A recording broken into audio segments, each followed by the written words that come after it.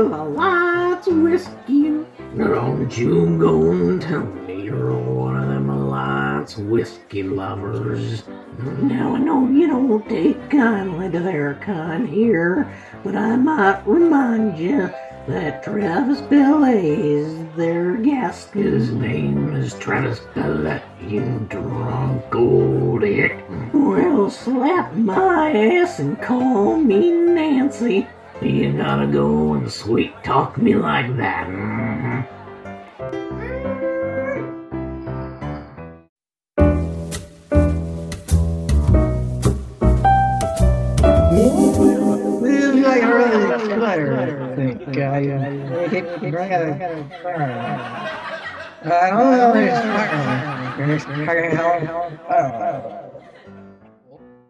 So I'm curious to see what you, because I've already had a taste, I'm curious to see what you get out of here. But anyways, so people know this is Woodford Reserve, and it's Kentucky Straight Rye whiskey. Yeah, exactly. 750 milliliter bottle. Woo! So this is what is I do like this bottle. It's unique. Mm-hmm. I'm a sucker for unique labels and unique bottles. One thing that's always stood out for me was the shape of this bottle. This is very unique for a whiskey bottle. Like a adult flask. Yeah. An adult-sized flask. So if you ever see me at a movie theater, I'm just imagining a jacket. Trying to hide it. All right, so ceremonial uncorking. Yeah, we'll uncork it. You cork. 1, 2, 3. Oh, shoot. Yeah, there we go. Yeah. Okay, mash bill. First of all, it's 53% rye, so I was wrong. 33% corn. That's what gives it the sweet. Yeah, and 14% malted barley. So yeah, it's 53% rye, which is still, that's pretty good for a rye. That's funny when you mention the corn. That's actually kind of, I can smell the corn. Mm-hmm. Yeah, the bullet didn't have any, but this one does. Proof is 90.4%. It's 6 to 7 years.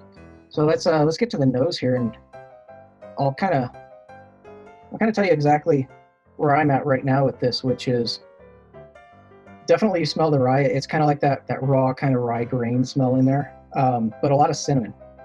Yeah, I get cinnamon, like that raisiny tobacco. I get like notes of vanilla. Mm-hmm. And I actually can smell the corn, which is surprising. Maybe if you really dug inside there, there'd be like some green apple or like sweet pear or something like that. It's not a fruity, but not the typical cherry that I'm used to with bourbons. But the rye is very prevalent. I'm like, no, we're just on the same wavelength of stupid. That's how you make friends. You only make friends on the same wavelength of stupid that you are. Yeah, I mean, yeah, definitely. I mean, there's wavelengths, and then there's like wavelengths. So it's depressing. That's depressing to think about. Oh boy, what does that say about me? You're at apparently. No, you're at the same wavelength as me. So yeah. What are you saying about me? Oh, we're supposed to taste now. Okay, we'll taste.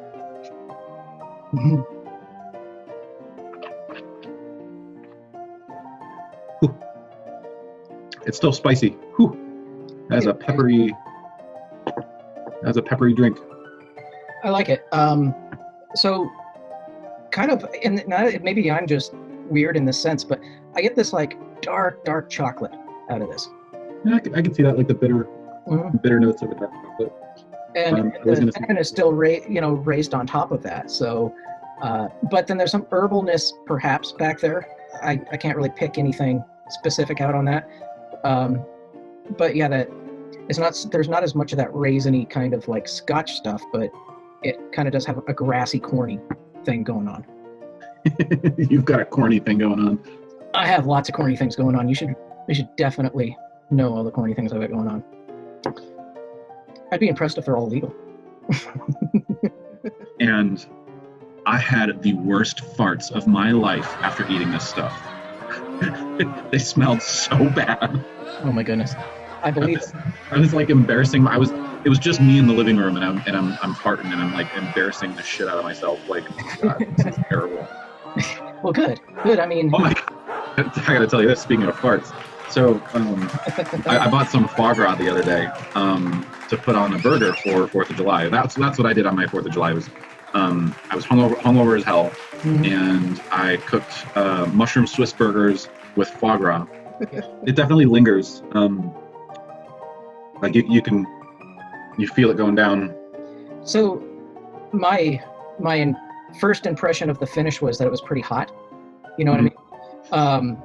And there's just a ton of like pepper and kind of leather that sits there, and it's very slow to kind of dissipate. So this has a Kentucky hug, if you want to call it that. I've never heard that before. Yeah, man, it's just hugging you right here. That's a Kentucky hug. That's pretty funny. It slowly fades. It's not a quick fader. It's definitely gonna stick around for a while. So yeah, I think I'm a fan of the finish more than I am of the palate and smell. Really? Yeah, I think just this aftertaste that this thing has given me is actually nice. And I don't like the slow burn.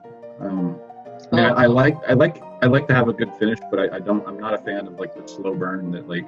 Oh yeah. That like. It just like, the term firewater, like it just burns as all the way down your esophagus. Do you want to hear a slow burn? This is what a slow burn sounds like. Your mom. I thought you were gonna fart. I should do that next. Anyway, that assumes either of us are still alive, and which we will be. All right. Which I'm not lucky enough to. Okay. I'm not lucky enough to die anytime soon. I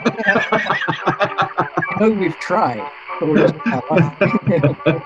It's just the harder we try, the healthier we get. That's what's fucked up.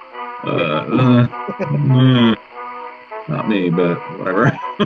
All right, well, seriously, thank you for drinking with me. Holy crap.